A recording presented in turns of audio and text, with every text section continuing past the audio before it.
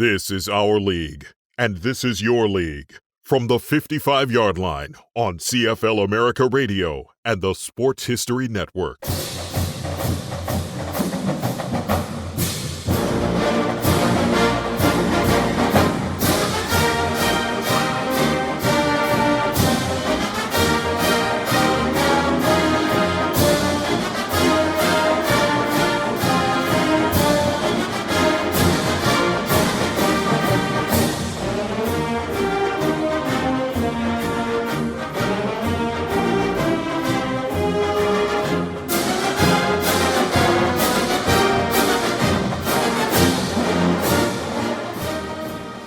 And welcome to the newest episode here of Gridiron America. This is Greg James here in Japan, and I am very pleased today to talk to somebody who I've wanted to talk to for a very long time, and that is my friend Kyle Smith with the USFL Project.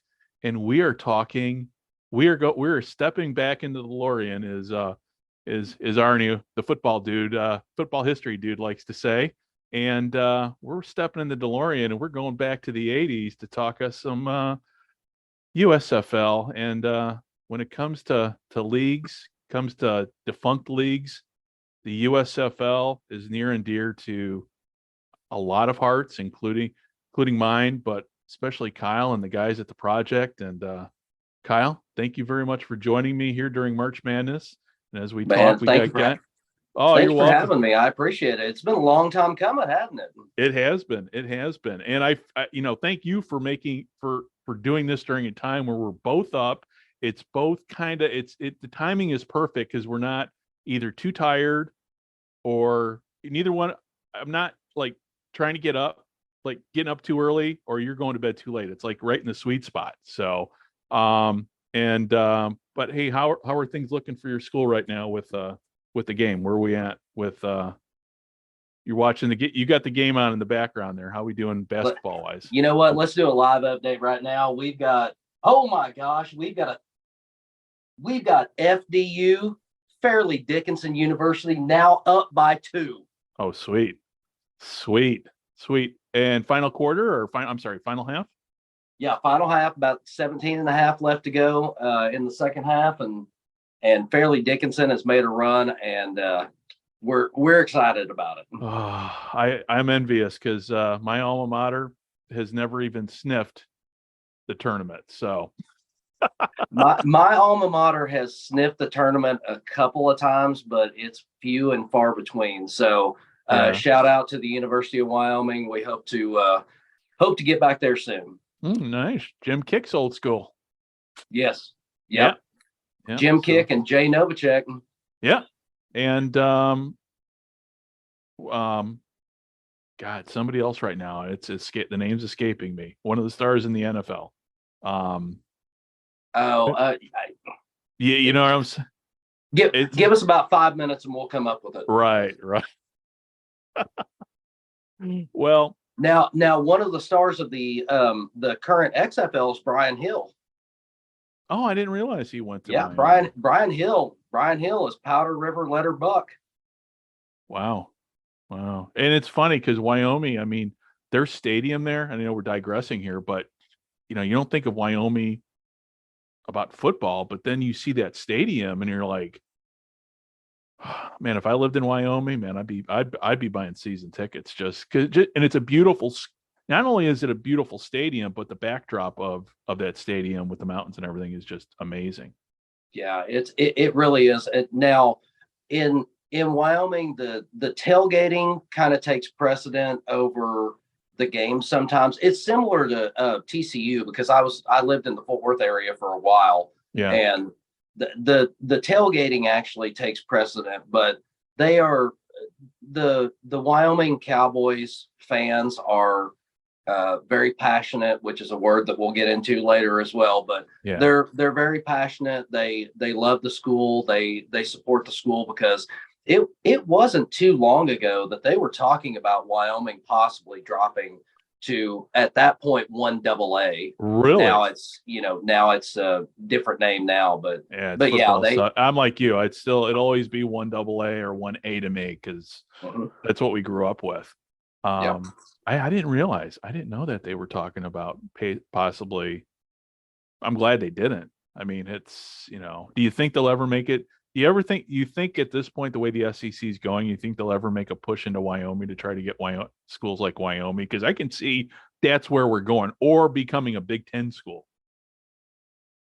I don't think so. I think the enrollment at Wyoming and the national interest in Wyoming will probably keep them out of the big conferences. Now, at some point, the way it's looking, it looks like college football is going to become basically 2 or 3 big conferences, and Right. everybody else is going to go by the wayside. So if that happens, there's a small possibility, but I just don't see Wyoming gaining the interest. I mean, Josh Allen really put him on the map, and That's the number. That's the name I was looking. I was trying to remember. Josh Allen played at Wyoming. Yeah, I mean, when the Bills took that gamble and took that high of a pick on Josh Allen, and after his first year, all the naysayers came out and said, Buffalo wasted that pick. They got a quarterbacks coach in, they coached him up. Now, now he's one of the best quarterbacks in the league. And that's where Wyoming really got their step up. But to see them in a major conference, it would probably take the NCAA going down to 3 major conferences for Wyoming to ever get a shot at that. Okay. Yeah, no, it's funny because the world that we grew up in, and I kind of, they always say the good old days aren't always that good, but I do kind of miss the old days when it was the bowl game was it, and then you had your national champion picked. Now, again, I'm from Illinois, so it's not like any of our schools in the state had any skin in the game whatsoever. But there was just something about a purity. Just, I don't know. Again, I'm putting on my 10-year-old rose-colored glasses, and because what we got now, it's so different. College football, the feel of it, everything. It's just so different from what we grew up with, and that's why we're here talking talking USFL. So when it comes to the USFL, how did the USFL, talking about nostalgia and everything, because I know that's what it was born out of. Obviously, the USFL project began well after the USFL lived and died. How did the USFL project come to be? So, it's kind of a strange story. My love for the USFL was reinvigorated in my 20s, and I'd gotten an email from a company that said they were hosting, and I'll never forget this. They were hosting Mike Rozier and Archie Griffin for an autograph signing. And it was like I became, 9 years old again. I was like, oh my gosh, those two are both USFL alums. They're both Heisman Trophy winners. And so I went and found a company that had these USFL helmets. I don't know if they made them or if they sold them.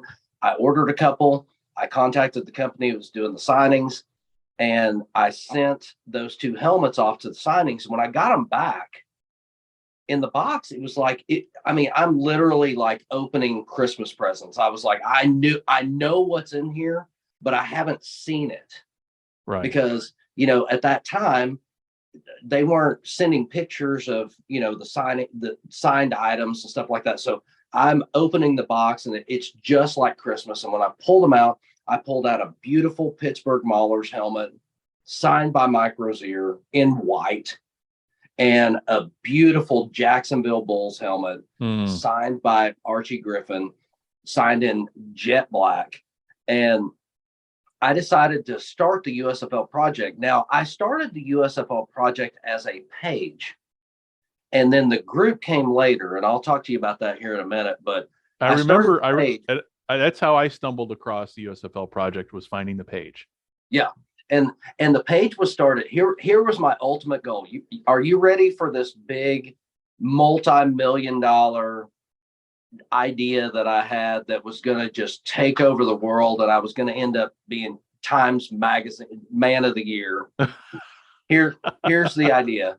I wanted to get one helmet from each team in the USFL signed by one of the main players from that team. That was the goal. That it was 19. It was supposed to be 19 helmets, and I was gonna be done. And then as it evolved, I was getting more comments. I was getting more, you need to do this. I was actually getting people that were sending me links to signings going, hey, I know that you don't have anybody from the Tampa Bay Bandits, and this player is doing a signing in Tampa in April. Yeah. I mean, I was legitimately getting help from the people on the page. Oh, nice. And we started getting requests for, where is this person now? Where is so-and-so? Where is so-and-so? And so I started the group so that people could share news about, about the alumni and about what they were doing, how, everything good, everything positive. I mean, it's not always rainbows and unicorns, but right. We wanted to have that group where people could share their love for the USFL, and in a very, very small part, we could be part of keeping the USFL history alive. And you guys have done a hell of a job doing it, because I mean, when the internet, the great thing about the internet was when it started, guys like you and me who are passionate about football, passionate about leagues that we love. Well, now we found a place all of us can, we found our tribe.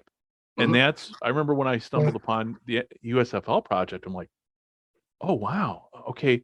I'm not the only one that still loved it. I'm like, okay, there's somebody out there that cares. So that's what, when I found you guys, and it's been a while ago. I mean, you guys been going along for how long now? Oh, we've been going well over 15 years. Yeah. I mean, that just tells you, I'm looking at, you guys have a Facebook page and you've got an independent website too. Mm-hmm. Yeah, absolutely. And, now the website's still under construction. We're, right. we're the group that's doing this, and I have to give a quick shout out. And I don't like doing commercials during podcasts and everything, but I have to give a shout out. Tom Cadle, Rob, Beth, Channing, our admin team, and our moderator you guys have a great crew. I know everybody does it for the love of the USFL.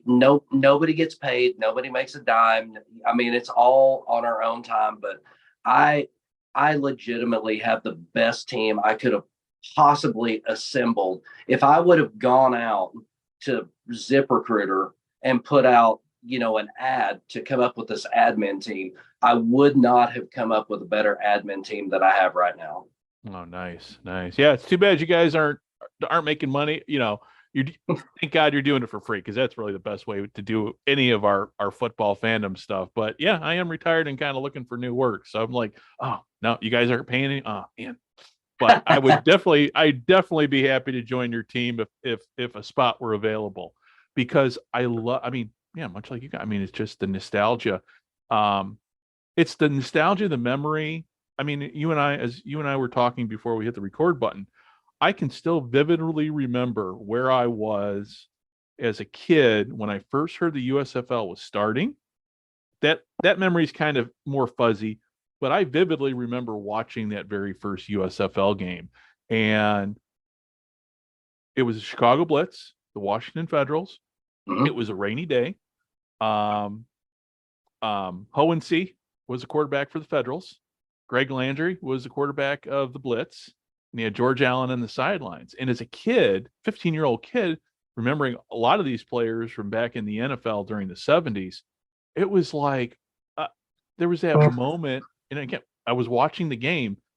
And for those who are listening that don't remember, but there was a time when all we could, most people watch their TV via an aerial TV with a bit of snow I mean, it wasn't the best. I lived on the outskirts of Chicago, so at times, the reception wasn't the best depending upon the weather. That's how we watched it. And that was, we had a pregame show. I forget, the USFL had a pregame show that led right into that. And boom, we were ready to go. There wasn't any of this hype, the build up, the social media. It was what you read in the paper. It was what you saw on news clips on TV. And boom, you're ready to go. So those are my first memories of the USFL. So, and one of the commentators was, oh, let me tell you about Keith Jackson. Oh yeah. Yep. Keith Jackson and Lynn Swan.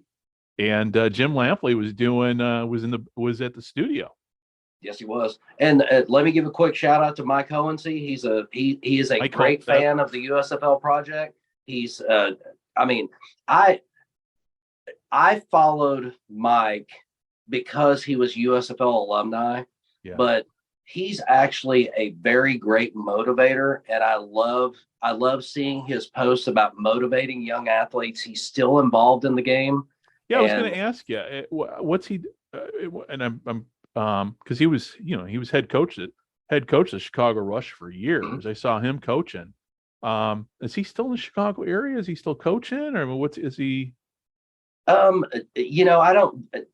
wouldn't really feel comfortable talking about what area he's in, but yeah, he is still very involved in football, and he's really doing a lot to shape young football players into what they need to be to step up to the next level. And that's one of the things I really, really appreciate about Mike is that he still has that fire, and he's passing that fire onto the next generation of kids that we're going to see playing at the collegiate and pro level.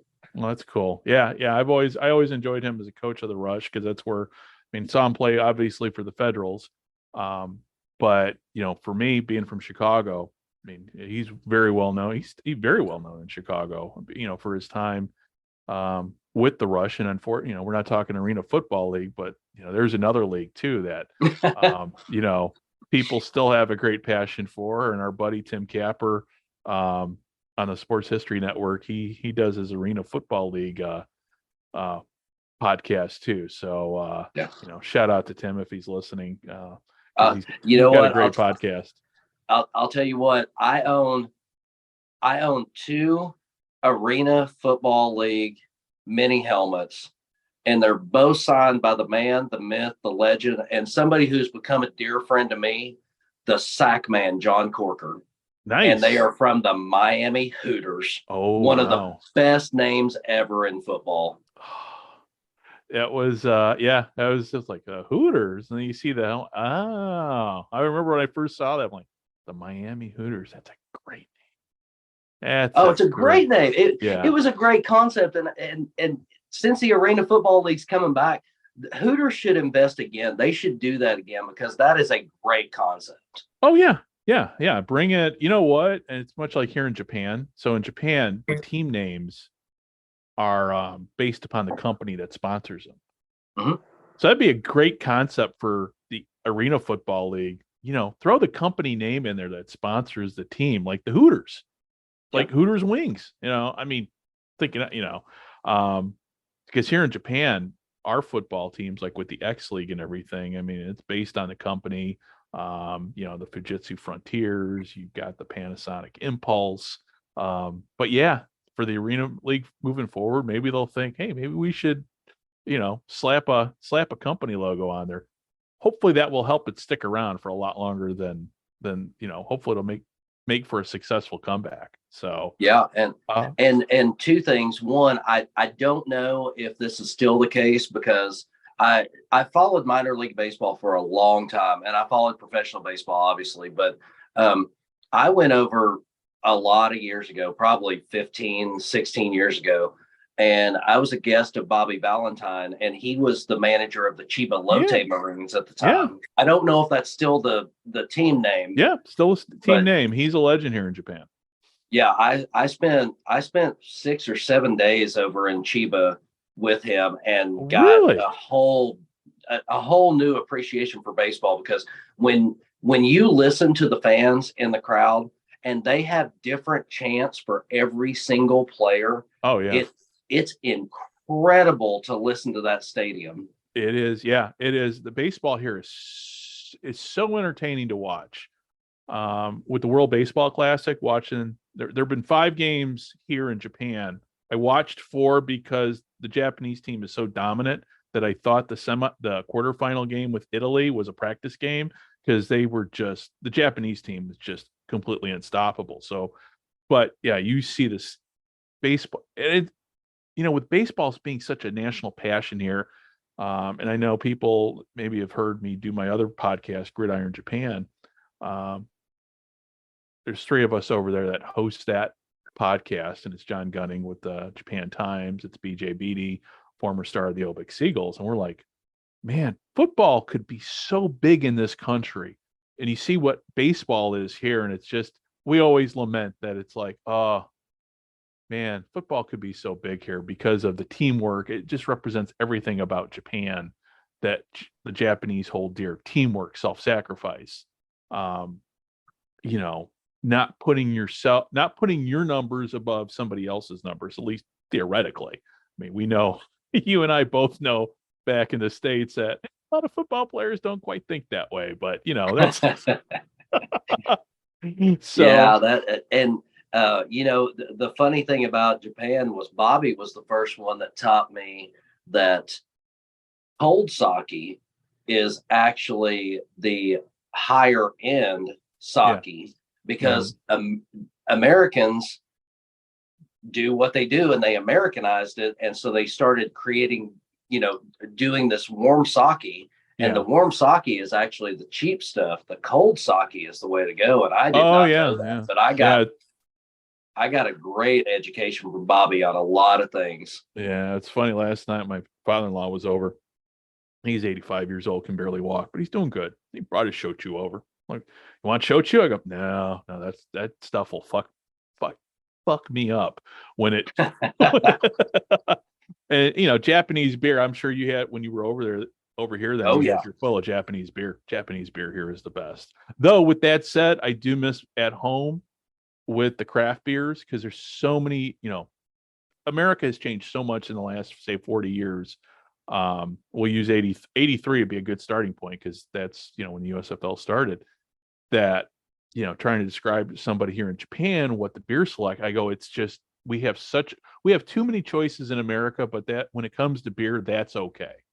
Though you think back to when the USFL started in 83, we didn't have a whole lot of choices, much like TV channels and stuff like that. So so when the USFL started, again, we didn't have a lot of choices. We had the NFL, and that was pretty much it. So for people who don't know, when it comes to the USFL just didn't spring up overnight. This had been percolating, not so much for months or years, but hell, for at least a decade. Mm-hmm. Can you explain to people how the USFL came about?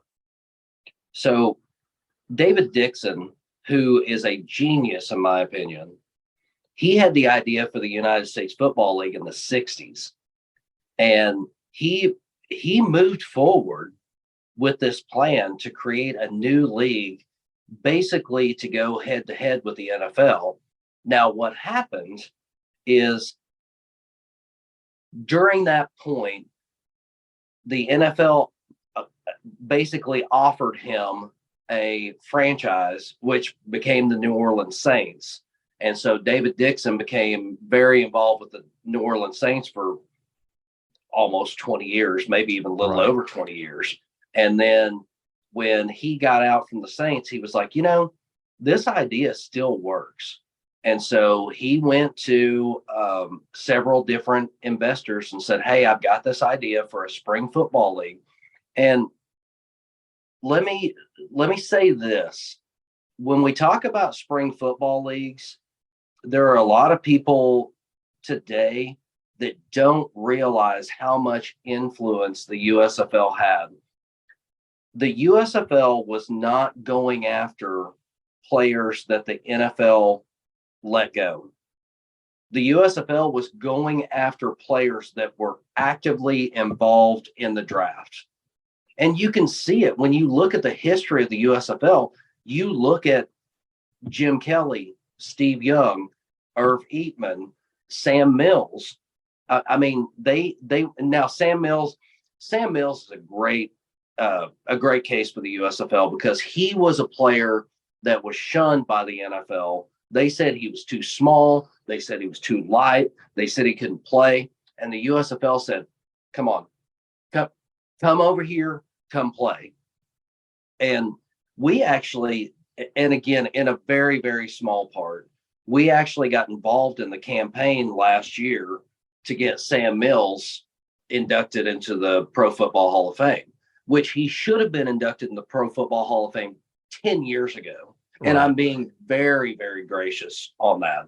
But we got involved in the campaign to get him inducted into the Hall of Fame, and we're very proud to just have a small part in that. But the USFL, they're the only league, and man, Richie Franklin, if you're listening, I'm sorry. I know that we don't agree on this because he is very big on the World Football League history, but the USFL, in my opinion, is the only football league that has ever gone head to head with the NFL, except for the AFL, which was absorbed by the NFL. Those are the only two leagues, in my opinion, that have ever gone head to head with the NFL. Yeah, and I agree because I mean I know enough about World Football League history to know that while they attempted to go head to head, they fell far, far, far short. But it's an interesting. The WFL is a great, how do I want to say, great lesson learned in hubris and overconfidence. But the USFL, it was I wouldn't call the USFL. I mean, when the USFL started, like you said, it went head to head.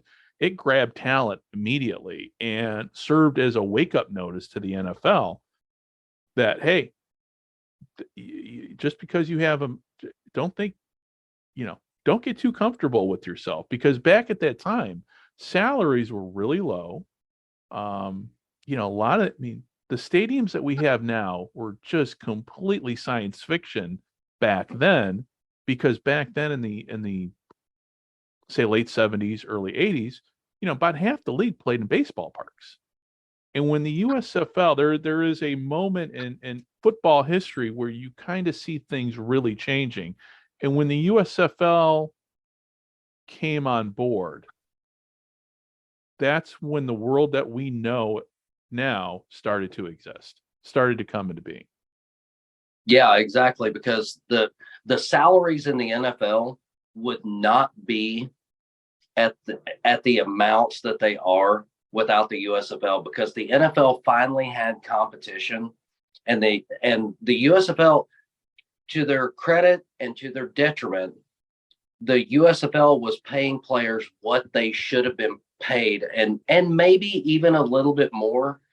The problem was that David Dixon had a great plan to go up against the NFL. He had a fantastic plan, but the owners did not follow that plan because they got that taste of success. Right.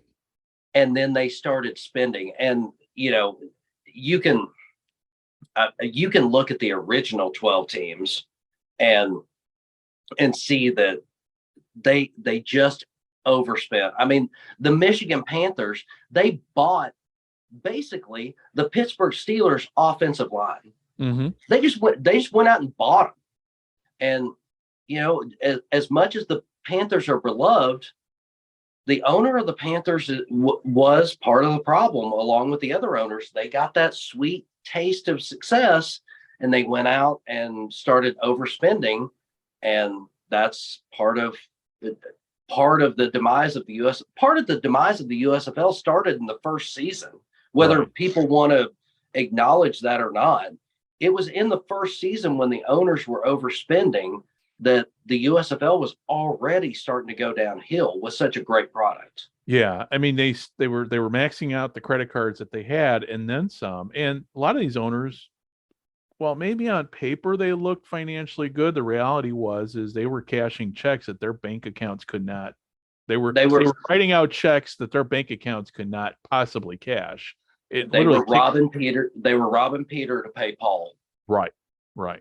And so when they came into the league, so when we first started with the USFL, we had 12 teams, and those 12 teams were in 12 US. Those 12 teams were in 12 cities, some of which were NFL cities, some of which were not. And you had some great. I mean, like the Denver Gold is like one of those teams that nobody really ever talks about with USFL history. It seems like, and to me, they were one of the more successful franchises in the USFL. I think they kept, and again, I'm a Red Miller fan, and Red Miller coached at Western Illinois University and went to Western Illinois, which is where I went. So I was very partial to, once I found out Red Miller was a Leatherneck, I'm like, ooh, okay, now I've got, and then so I started looking a little bit deeper in, say, Denver Broncos history, but Denver Gold history too.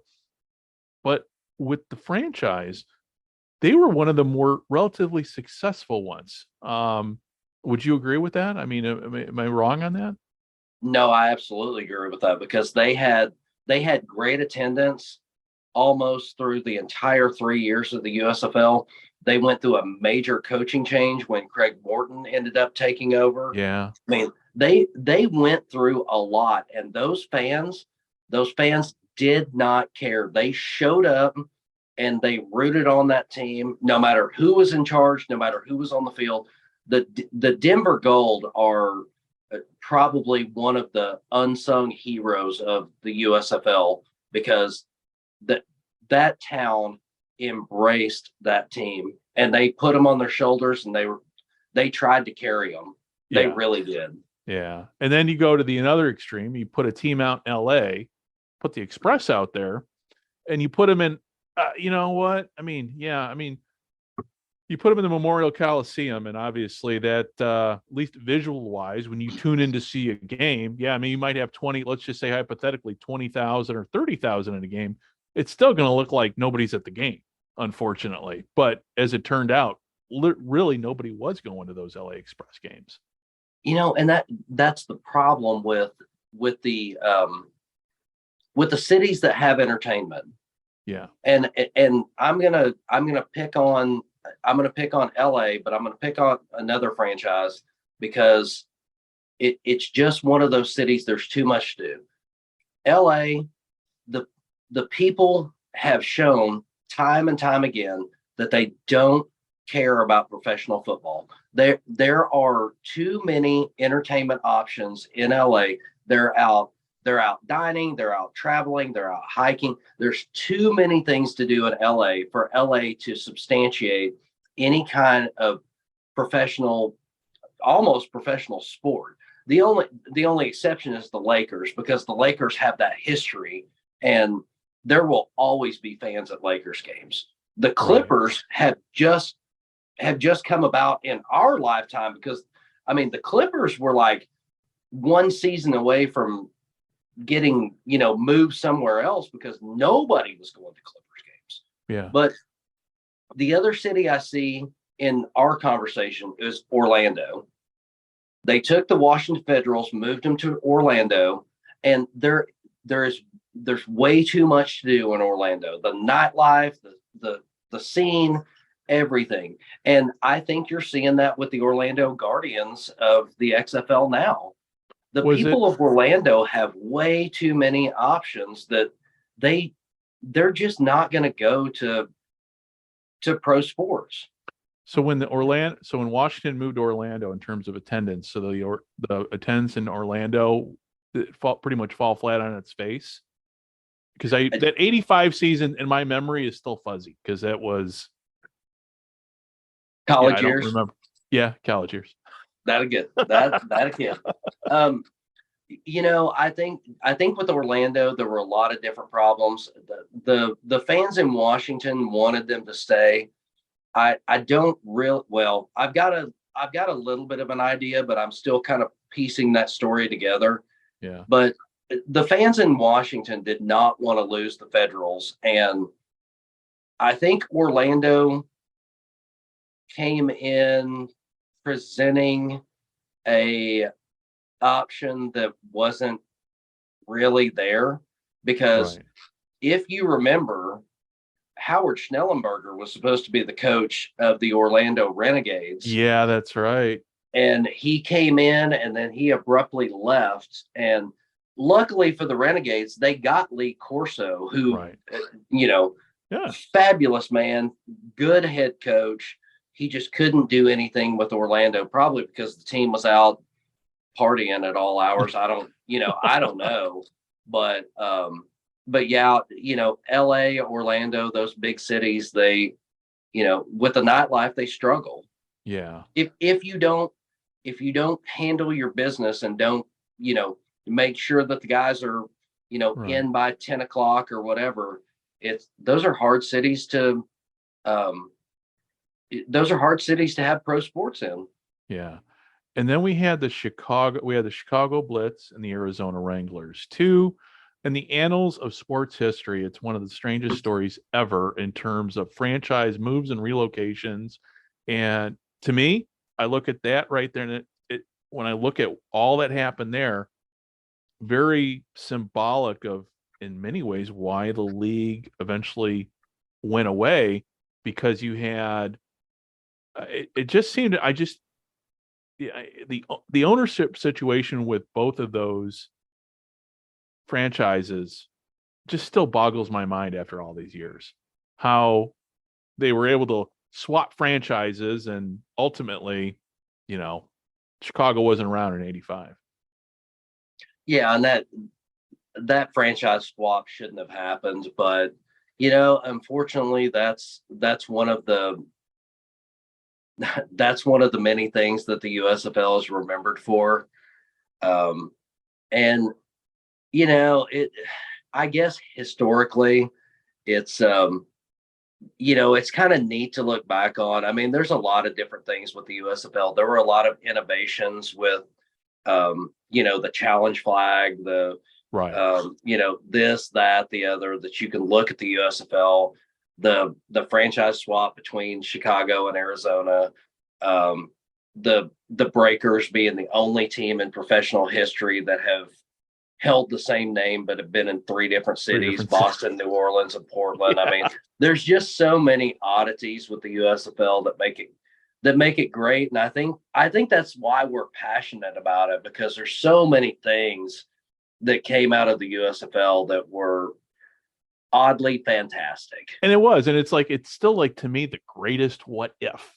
Like, man, because they had some great teams. You had the Philadelphia Stars, and I know you and I had talked about this on Twitter, just messaging back and forth. But it wasn't until recently, in the last couple of years, I got involved playing simulation football through Dave Cook Sports. They've got a great program. And I'm like, well, what if the Philadelphia Stars and the San Francisco to play each? Now there's at least a way, computer-wise, to figure out how the USFL would have stacked up. It could be way off base, but for guys like you and I, that when we talk football, we become 12-year-olds again. It's like, okay, yeah, let's give this a shot. But I haven't done it yet to play each other's champions. But the USFL, to me, represents the greatest what if. And I know people get wound up. And this is where, was it year and a half ago, sat down with Jeff Pearlman, Scott and I, and we talked about his book, which, Football for a Buck, is, what? That is a great weekend read. No matter, Pearlman's awesome. He writes. I went a little bit too fanboy on him during the interview, and I still feel bad about that.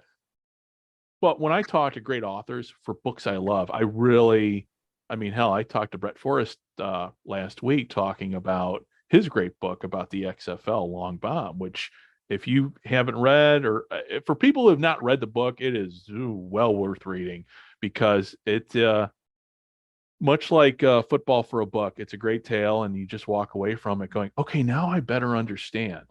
And but people when it comes to the USFL, a lot of attention is paid to one man. which I don't think is really fair. And without going into politics or anything, but the USFL, like you said, was kind of going was starting to dig its own grave. Sorry, I'm having Oh, a communication issue here. Oh, that's okay. I can hear you. You're good. I see you plugging in something over there. I You hope good? you can edit me here because Oh yeah, no. We got it. We got you. perfect. All right. We got If you. you could, if I you see. would be, Did you just plug in a LAN cord? I did. Oh no, you're perfect, man. We're no I plugged in whatsoever. a charging cord because my my phone battery has decided. Oh, gotcha. All right. So if you could throw that question at me one more time, I'd appreciate it. Yeah. So when it comes to USFL, talking about, there are a lot of fingers to blame and a lot of people, but I think one person who gets kind of unfairly targeted is Trump. And I say that because people, we all know how it ended with the league, but he bought into the league the second year. So the troubles with the league did not start with him. They may have ended with him, but they started with him. And when it comes to when he bought into the league, I don't recall. I mean, I know he was spending, did he spend even more money on the Generals than what was being spent elsewhere? There are stories out there that that the reason Trump bought into the USFL is because the NFL told him that he couldn't buy the Buffalo Bills, and that story's been out there, since before the USFL was alive. Right. And you're right. There are. I'm going to go to this word again, but there are fanatics out there that want to put the blame completely on Trump. Now, let me say this and let me be clear. I have feelings about Donald Trump. I'm not going to share those. I'm not going to talk about it. That's not something we talk about in the USFL Project. Right. That's one of the rules is we do not talk politics or derogatory or anything else. That being said, Donald Trump is not the reason that the USFL failed.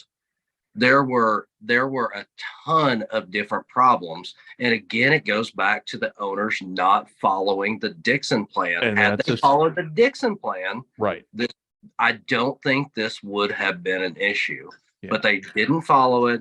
So Trump may very well have been the nail in the coffin, but he was not the reason that the USFL went away. Right. And that's, when I talk to people, obviously not while recording a podcast or anything, but just talking in general, because, there's a lot of people out there. When you mention the USFL, first of all, a lot of people don't even remember what the USFL was, especially, people that are, say, 20 years younger than us that love football, that, and we're going to talk about what's been happening in the 21st century with spring football here in a little bit, but don't know about the history of spring football, and not knowing the history of the USFL. To me, when it comes to being a football fan, it's almost like, I don't know, if you're a football fan, I think it's great to be a football fan, but I think to really understand football, you've got to be able to look back. You need to take time and just appreciate the history, which is why, thank God for NFL films, because without NFL films, and I'll say this, it is a bit of a propaganda arm, but without that propaganda arm, this guy right here would not be the fan he is, because of John Facenda, Steve Sable, the music, the everything about it. And same way with the USFL, because when the USFL came about, and you're younger than me, it made a deep, deep impression on you that lasts until this day. And even with me. Now, obviously, you can see, we're not doing video here, but if people could see, I've got quite a bit of football stuff in the background. My USFL pennants did make the trip to Japan. Unfortunately, I can't put them up here because my place is rented. But also my USFL mini helmets, my other USFL stuff is still sitting in a garage in California, waiting to come over here at some point. But when it comes to the USFL, without it, nothing else. I mean, like you said, the USFL is the reason why I think pro football, you can make an argument why pro football is so popular today, because that woke the NFL up, saying, okay, we got to up our game here, because 20 years later, the game is 40 years later, the game is more science fiction, is less science fiction than it was, say, 40 years prior. But a lot of the innovations brought about by the USFL and these other spring leagues have now since been adopted by the NFL. And what we're watching nowadays is very much kind of like back when I was in grade school. There was a great Sports Illustrated article about the future of football. And if you read it now, 40 years on, or actually almost 50 years on, it's amazing how many of these predictions got right in terms of, let's just say with camera angle shots and everything like that. So I'm sorry, I'm going on here. When it comes to the innovations that the USFL made, tell people what those were, because I think a lot of people just don't know what the USFL brought to modern day football. I mean, the big innovations were the challenge flag, right? Which they had to use a rotary phone. Do you think anybody that's listening knows what a rotary phone is? Because I know you and I are very well versed on the rotary phone, especially the one with the 20-foot cord, so you could walk to the house. Well, I would say about half the people do, because I know with Sports History Network, it's a sports history network. So about half our people remember, still remember those rotary phones. But the other half, no, they don't. Or the old school, the touch button ones, but they were still made of the same indestructible plastic as the rotary ones, but they were a little less heavy. Yep, absolutely. And the other thing was the 2-point conversion. I mean, the 2-point conversion really became a big deal in the USFL. And so, you can link the USFL back to a lot of innovations in football. And for me, that's what we're aiming for, is all of these players now have kids and grandkids and maybe great grandkids. And we want to reach those people. We want to reach those kids. So, because a lot of the players that played in the USFL, that was their only pro football experience. Right. And we want those kids, grandkids, great grandkids, we want them to have a place where they can go and see, oh my gosh, my dad, my grandpa, my great grandpa, he played in this football league. That's why it's so important for us, because when you and I are gone, if there's nobody to carry over the history past us, and there's nobody responsible enough to tell it correctly, then it's gone. And we as a team do not want that. We want the USFL to be projected the way it was, which was one of the only competitors to the NFL and a true professional football league. And that's what you and I were talking a little bit before we hit the record button, and we were talking about documentaries. And when it comes to the USFL, not only your website, but there's that one documentary that we have from ESPN, 30 for 30, small potatoes, about the history of the USFL. Are there any more documentaries coming out that you're aware of with the USFL? Anything on the table that you've heard? I have, and this has been years, but I've heard of a couple of documentaries that may be coming out about specific teams or specific people, but I think they are still working on funding. Okay, because I know there's one on YouTube, and that's going to kind of segue into my next topic here, which I know I think you're going to love my question about the next topic. But there's one documentary about the Tampa Bay Bandits that's on YouTube that you can watch for free. So here's the one question I have for you that I haven't really talked to anybody about. But the Tampa Bay ownership group, there was one man involved in that that was at the time was the biggest movie star in America, and that was Burt Reynolds.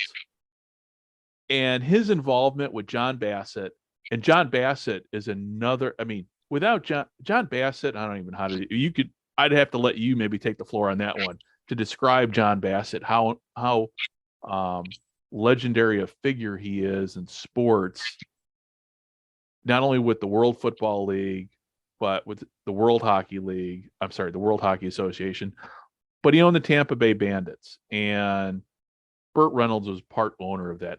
Have you guys drilled deep on the history of the Bandits there at the USFL Project in terms of, Burt's involvement with John Bassett? I mean, that's always like been a fascinating part of this league's history. Just, for those that just, there's a picture of Lonnie Anderson in a Tampa Bay Bandits shirt out there, like on a football card. So, culturally, I mean, the USFL was part of pop culture back in the 80s. So what can you tell me? What were the Tampa Bay Bandits under Burt Reynolds and John Bassett like? So John Bassett should be in the Pro Sports Hall of Fame. Pro Sports Hall of Fame. He was instrumental in so many things. The World Hockey League, the World Hockey Association, the USFL. John Bassett should be in every single sports Hall of Fame that he's eligible for. Burt Reynolds' involvement was very hands-on when he could. I mean, obviously, he was one of the biggest movie stars at the time, and Lonnie Anderson was right there with him. So, but they, I don't know if you know this, but before the season each year with the Tampa Bay Bandits, they hosted a party called Burt's Bash. No, I didn't know that. Oh, you know what? I'll text you a picture because I've got a ticket from one of them. Oh, wow. But they hosted Burt's Bash, and every Bandits player that I've talked to said Burt was so welcoming.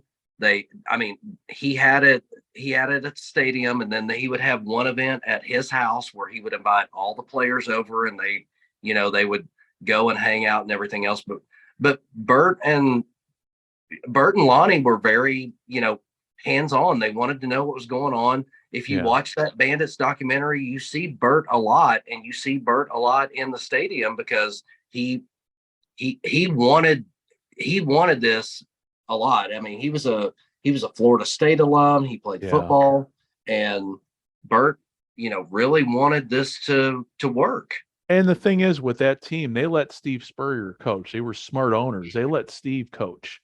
And if I remember correctly, Steve coached the team. That's where, and they took everything.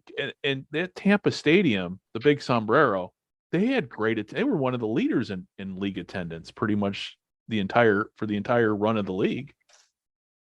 Oh yeah. Tampa, those fans got behind, because if you remember back in 83, I mean, now, I love the creamsicle uniforms just as much as the next guy. I legit think the Buccaneers should bring those back because I thought those uniforms were fantastic. They are. But the Tampa fans, they are rabid football fans, and they needed a team to lock onto, and they locked onto the Bandits. And the Bandits were a winner right out of the gate. Definitely compared to what they had during the fall, with the Buccaneers, because at that point, the Buccaneers, I think, were pretty much the worst team in the league, as they usually, let's face it, for most of our lives growing up, they usually have been near the bottom of everything. So, but yeah, they were starved for a winner, and you see that. I mean, they had the horse come running out of the stadium. I think every time they scored a touchdown, that horse, they would do like what they used. I don't think they still do, but in Kansas City, every time the Chiefs scored, that horse had run around the stadium. Yeah. And, like I said, the Buccaneers and football fans were looking for something different. And if you watch any of the Football Follies videos from that time, the Buccaneers were 50% of the video. And, and I hate saying that because Tom Cadle, who's part of our team, he was a Buccaneers and Bandits fan. So I'm just saying, the Bandits, they really had good attendance. They had good fan support, and they had good fan support not only during the season but in the off season when when the players would, go and have other jobs to make ends meet. The fans were there to support those guys. So Tampa, I mean, and obviously, in that same breath, the Tampa Bay Buccaneers survived because of the Bandits, because once the Bandits folded, the football fans had to have somewhere to go. Right. And I'll tell you this, I don't think the Jacksonville Jaguars. Well, that's what I was just going to actually, you just took the thought right out of my head. That's where I was going with my next question. The Jacksonville Bulls. Listen, if there weren't a Jacksonville Bulls, there'd be no Jacksonville Jaguars. You're exactly right. That there, without the Bulls, the Jacksonville Jaguars would not exist. They wouldn't. There's no way, because Jacksonville, that city, showed pro football that they wanted a team that they could stand back and support. And if you look at the old photos from Jacksonville, those stands are full. Oh yeah, it is. Those pictures of way back when, and that, last week there was a tweet that came out from The Rock about how the XFL Battlehawks have set the all-time spring attendance record, and you and I both on Twitter, and I do the XFL InfoWars show, which kind of go beyond the hype and look and try to get past the BS and just and you and I were both right there going, what? WTF? Hell no! And it was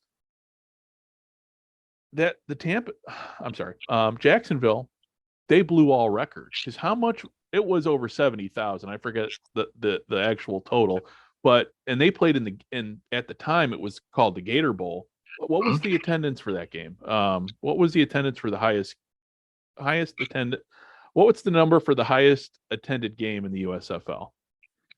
Well, I'm glad we got to that subject, because I hope Dwayne "The Rock" Johnson is listening to this podcast, because he put out a tweet that is 100% factually inaccurate.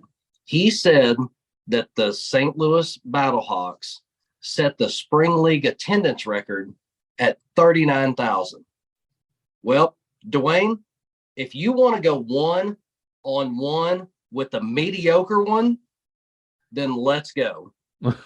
The USFL from 83 to 85 had 18 games that were over 50,000 people. They had 5 games that were over 60,000 people, and they had 2 games that were over 70,000 people. So whenever Dwayne wants to retract that tweet, I'll be right here, and my number is easy to find. And that's been the frustrating thing. You and I are both spring football fans, and I've heard a lot of people call me a hater for my memes. My memes, I think, are spot on.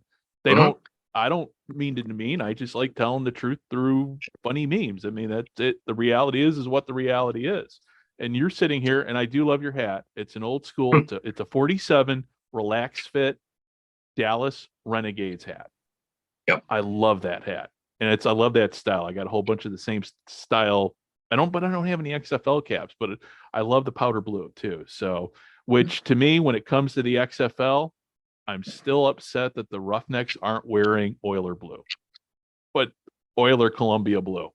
But that's a whole nother sore spot, because I'm a Houston Roughnecks fan. I know you're an Arlington Renegades fan. But when it comes to spring football, so we're fast forward 20.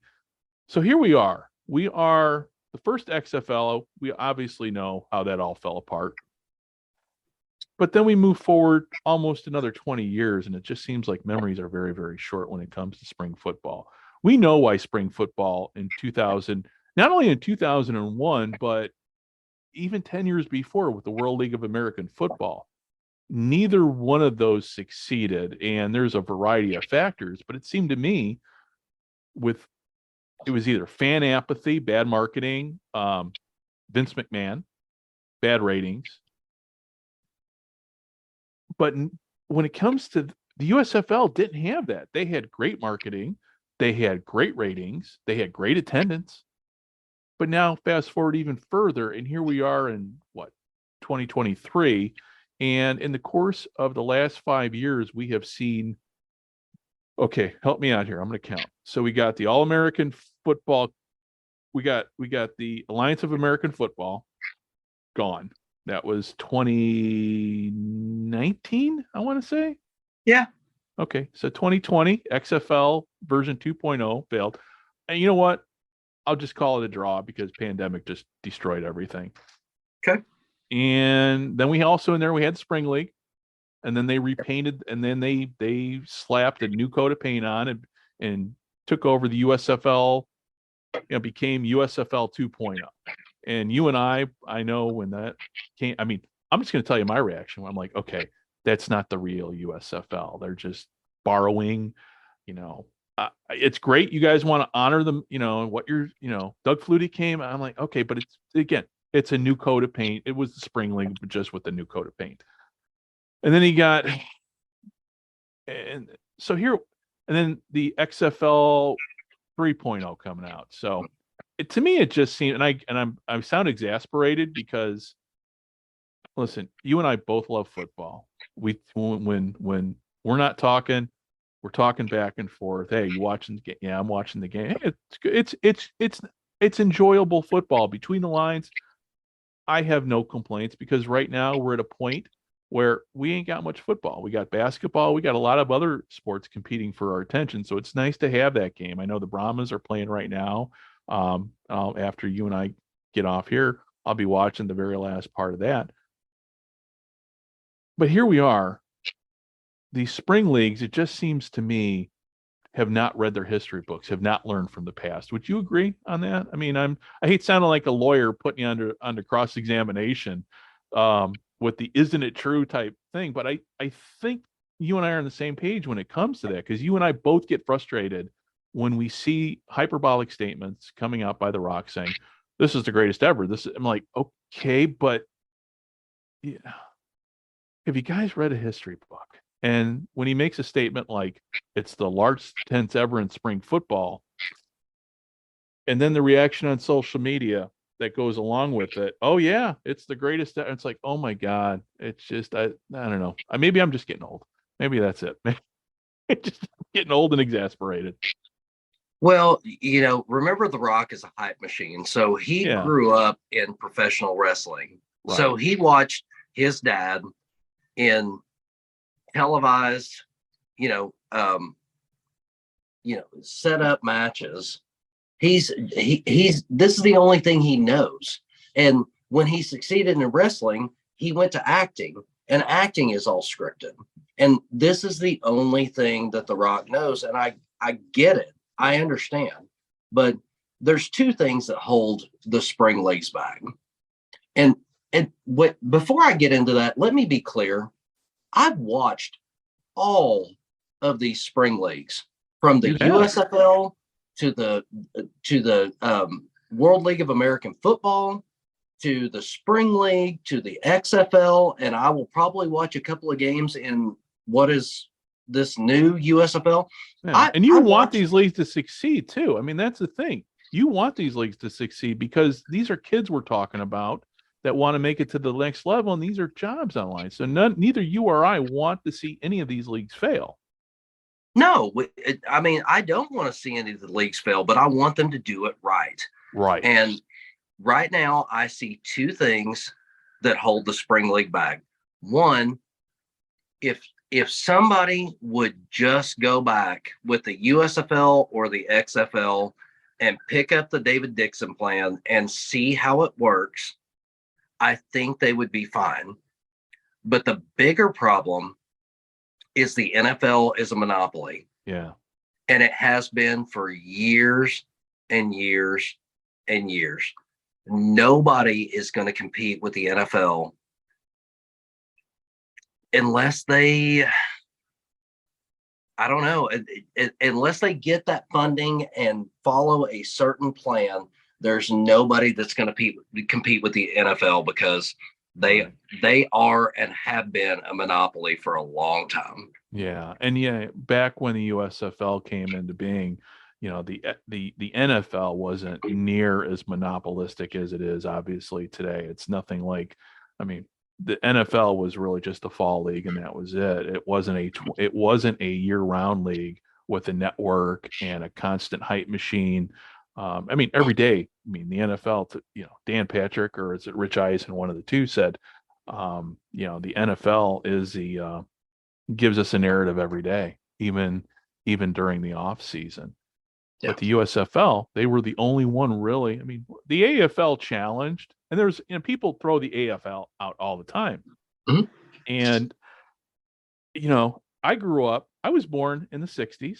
I was born when Lombardi coached the Packers and there were 14 NFL teams. And I tell people that, like, what are you talking about? And I go, yeah, there was. Well, yeah, there was the AFL, but those were two separate leagues.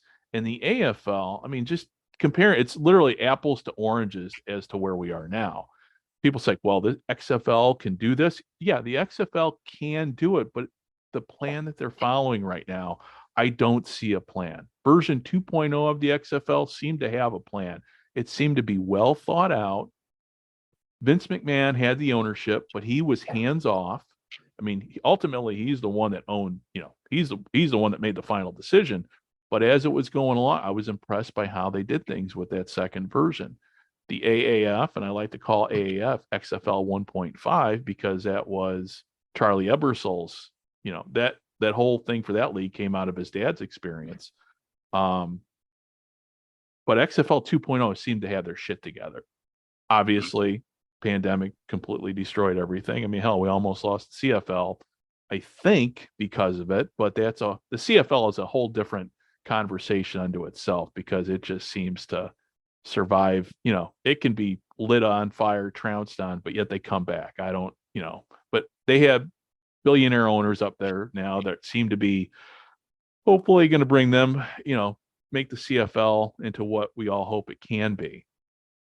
When it comes to the spring leagues, it just seems like, I just don't know, like the XFL right now, I really don't know what the plan is because, you and I both saw it. It's like, okay, attendance is declining, or it's kind of, I'm just going to kind of, without the Battle Hawks, attendance is, one team cannot hold a league together. And we know about that. Again, for those who have not read their history, go back and read the history of the All-American Football Conference. Without the Cleveland Browns, that whole conference, that would have folded quicker than what it did. And, you had two strong franchises. You had the 49ers and you had the Browns. And you kind of had the Colts, but, they ultimately went away. And I think, to me, that's kind of what I'm seeing with the XFL right now. Now, I just got a text from my buddy Dave with my XFL InfoWars podcast. I'm not watching the Brahmas game right now, but he said it's not a good look with the stands right now with the Brahmas game. So we have the Battle Hawks, and that's pretty much about it. I just have been underwhelmed. It's just not a good look when you see empty stadiums.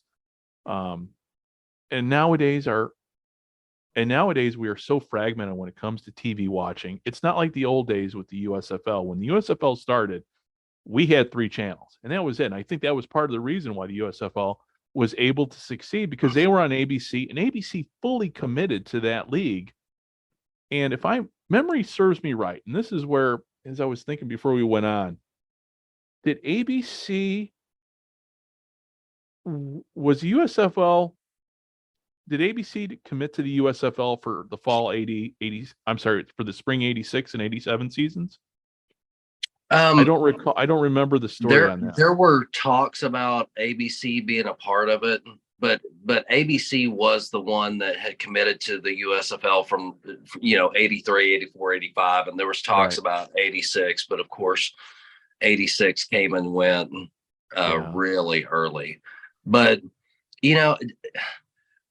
I know that there are people out there that think that we're just anti XFL, and let me tell you something. I'm not. I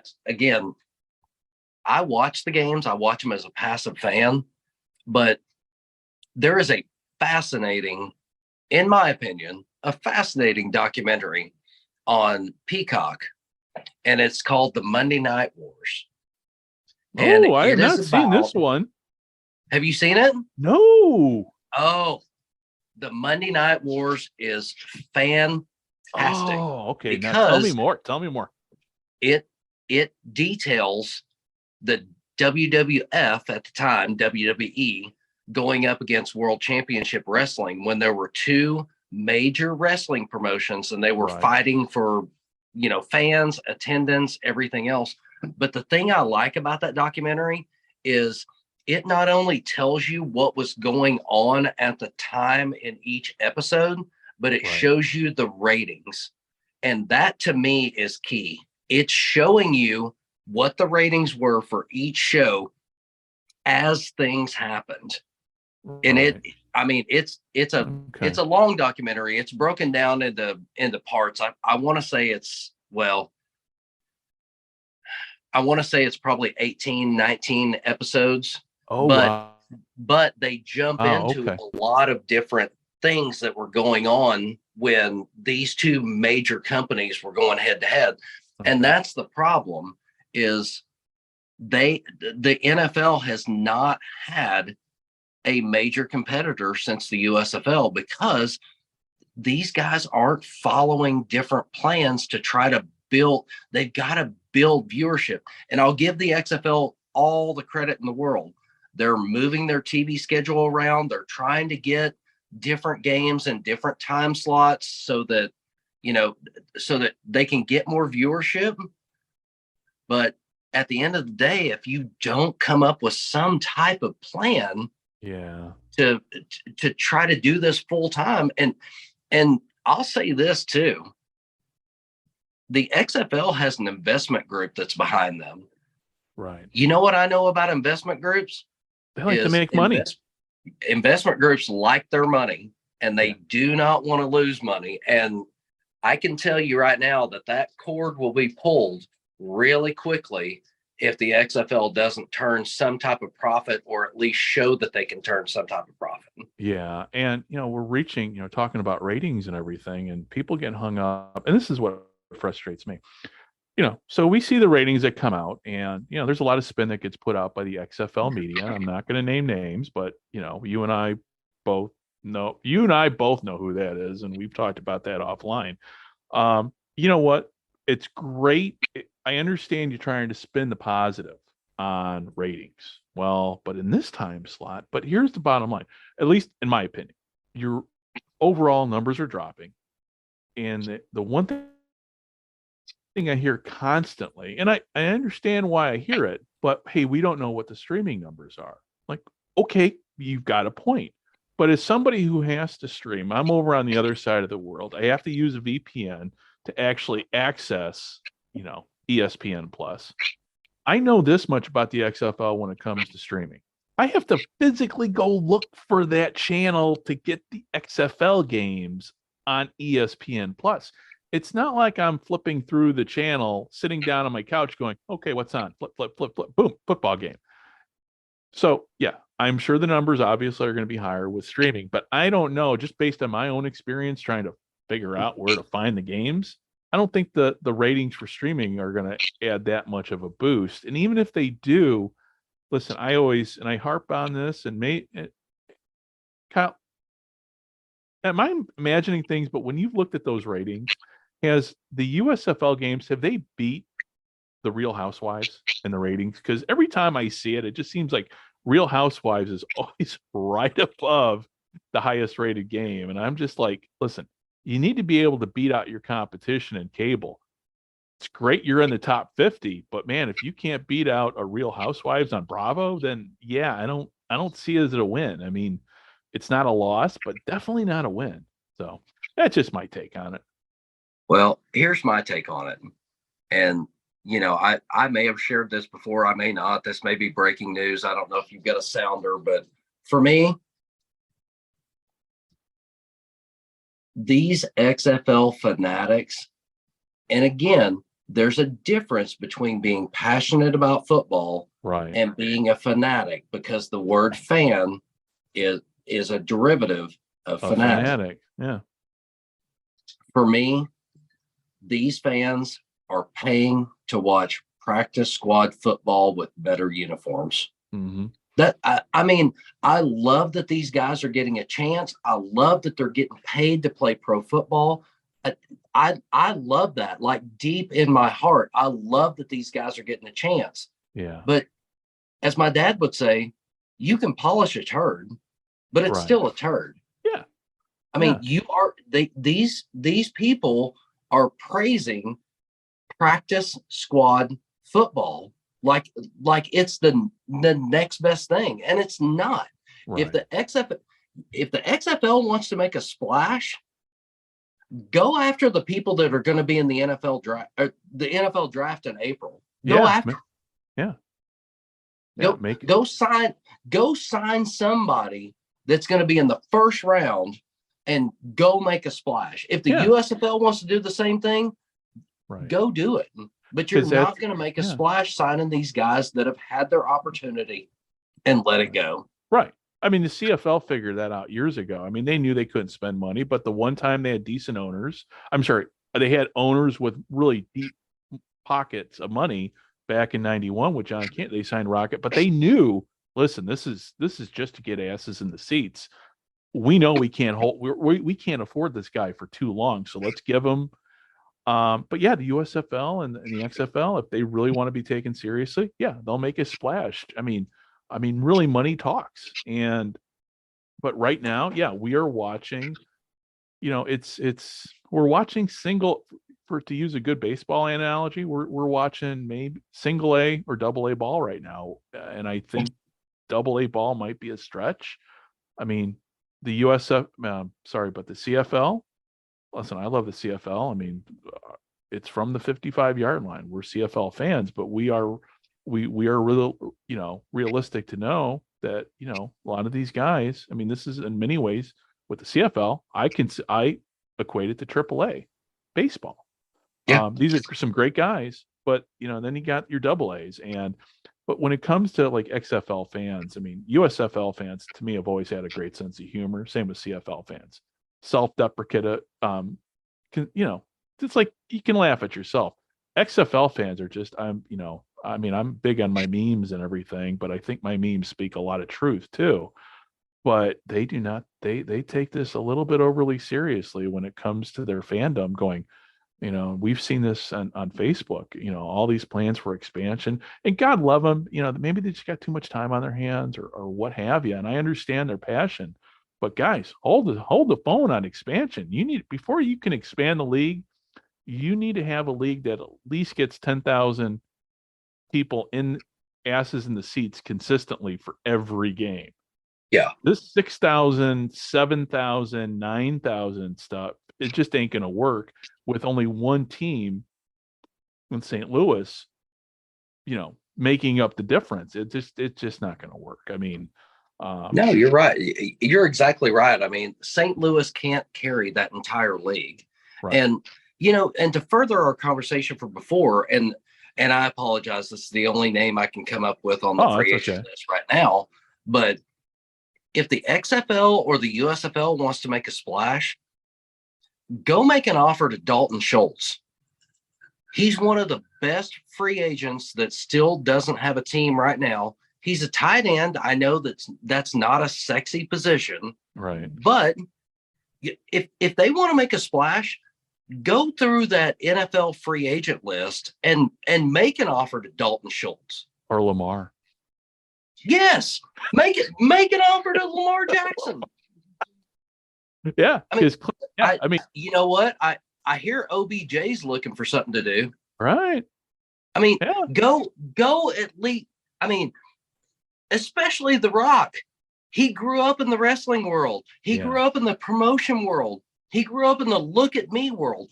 Right. Go make offers to those guys. I guarantee you The Rock knows OBJ. Yeah. Yeah. And go make an offer to that guy and say, listen, we're gonna, we're gonna try to get you back in the NFL, or we're gonna, go against our, salary cap, whatever it is, but we want you to come and play in our league. Right. Go make him an offer. Talk to him. And if they would put that much effort into stuff like that instead of hey, guess what? We've got a new sponsor for our league. It's my tequila brand. It's my energy drink brand. They put that type of effort into getting, to making a splash with signings. Yeah, it's going to cost you money, but right now, dude, you're hemorrhaging money no matter what. But signing a big name might lessen in the rate. Your ratings are definitely going to go up, at least for, for a little bit. But maybe that'll happen next season, though I'm not convinced, because I thought I thought we walked into the season. I thought, okay, Redbird Capital coming in. Oh, I'm sure it's much like when we invaded Iraq. Oh, Mhm. I'm sure we got a plan. I'm sure. I mean, I sat in briefing rooms before we invaded Iraq and I turned to a fellow ensign. I go, so then what? I don't know. It just seems to me like, okay, they were going to launch this league, but they had no plan moving forward other than, hey, we're going to be able to sell more energy drinks and be able to sell more tequila. But then you hear fans saying, hey, I'm waiting on merchandise. I'm there's a lot of stuff that's happening with this league that I don't think Vince McMahon would have allowed to happen if this were under his watch. So it's very frustrating, obviously, for you and I watching this, because we can see how this is kind of history in a way it seems like in some ways repeating itself. But now we are in March. Obviously, this weekend is a make or break, I think, for the for the XFL, because you've got March Madness, you've got World Baseball Classic, you've got a lot of other things are on the plate, and we live in such a fragmented TV viewership is so fragmented now, unlike the days with the USFL where you had four channels, and the networks went with the stuff that they knew everybody was going to tune in on. But back in the 80s, people watched the USFL. People, I mean, all three championships, and that was must see TV, and those were some great games too. So before we go, any parting thoughts in terms of just with the USFL project, where we're going, what's coming on with spring? We're going to talk more on other episodes down the road, obviously, especially as we move deeper into. We'll talk more spring football probably on my XFL Infowars show, and also a little bit more on Gridiron America. But before we wrap everything up, too, any final thoughts in terms of just where we're at now with spring football, and has this renaissance with spring football? Have you guys noticed that uptick in traffic to the USFL project? Yeah, we've noticed an uptick in traffic, but it's it's a lot of people that are looking to talk about the current XFL, USFL, which we don't do. I mean, Right. That's one of our main rules, but no, we still, I mean, on a daily basis, we're still growing, and we're still thankful for that, because we want people to remember the original USFL, and we want them to be a part of our group and and see everything that's posted in there. What's coming up next for spring football? Man, if they don't change some things, I don't think we're going to have spring football in probably about 3 years. And I hate to say that. I really, really, really hate to say that. But, the XFL, the investors are going to come calling. The USFL, they've already got a season under their belt, and now they're going to expand to, one or two more cities. I just don't see the current model being able to sustain a long-term deal. I really don't. And I want them to. Again, I want these leagues to succeed, but the way they're going about it, I don't think it's going to work. And again, Rock, Danny, if you're out there, I mean, let's talk. Let's talk about sustainability. Let's talk about long-term ventures. But the way it's going right now, it's not going to work. Yeah. Now I'm on the same page with you. And you and I mean, I after we wrap up and, hit the stop button and you go back to basketball. Probably you and I are probably going to go catch the last half of the XFL game here. But Oh, sure. I am right there with you because it's just it's and that's the frustrating part. Why do you hate? Why are you hating on the XFL? Because history is repeating itself, and it kind of goes back to what I said. Those who are, you and I, we're students of we are students of the history of the game, and it gets very frustrating when you see. I mean, the NFL obviously is paying attention and they're reading their history, and there's a reason now why the NFL is a 24-hour, 7 days a week, 365 days of the year league. But the flip side is too, the NFL, also couldn't get spring football to work. The only league that has made it work was the USFL, and because of the not one person, but because of many people, that league went away. It was, had they stuck with the Dixon plan, we'd probably have the USFL today in some form. Spring, definitely, I can see an alternate universe where USFL does exist, as a complement. And again, you never know. I mean, there could have been a time where the NFL and the USFL, much like the NFL and the AFL, said, okay, we got to stop this. We got to come together. Mhm. And they could have worked out something. So, well, listen, my friend, with all that said here, we've been going quite a while here, and I've taken up a good part of your evening here. And it's a sunny day here in Japan. So I'm going to be heading out here after we hit the stop button. But hey, thank you very much for sitting down with me. I've really enjoyed this today because, I've wanted to talk to you for years, and up until now, I just never have really had the opportunity to do it. So we're going to be able to do more of this, I hope. Absolutely. And I appreciate it. And I want to piggyback on what you said here at the end.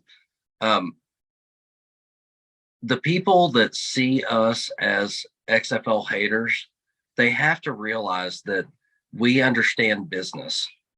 There is a business aspect to this. And I've always been told, if you want to find the truth, follow the money. And what we're doing is we're following the money back to what the XFL and the USFL are doing.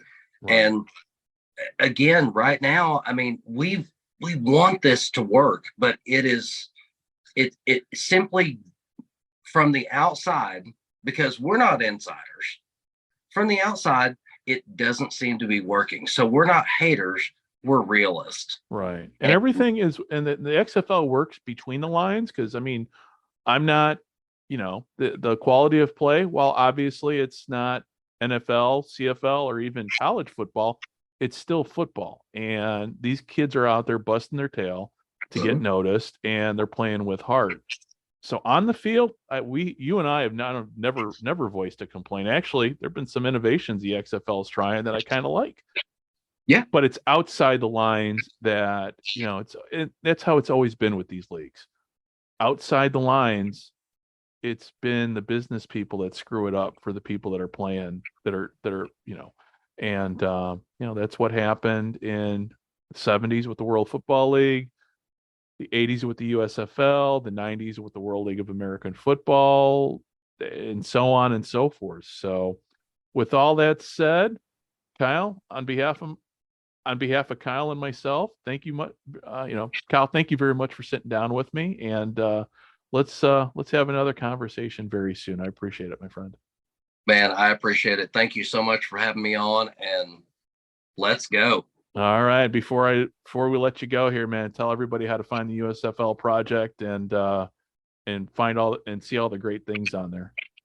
Right now, just go to Facebook and search the USFL Project. You can find the page. You can find the group. The group is way more active.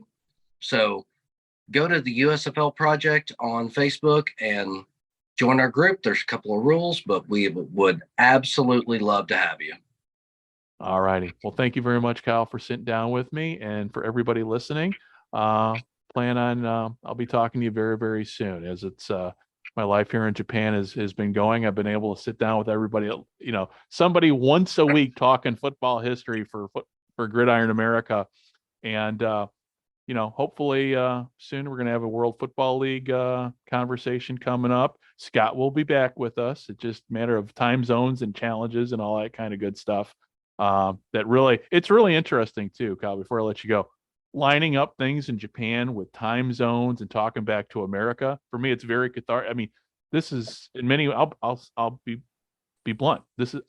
I'm selfish. This helps me because I feel like America is just right across the street instead of half a world away to be able to talk football. But for those listening, hey, Scott will be back here hopefully sooner rather than later. And thank you very much for tuning in. Bye-bye.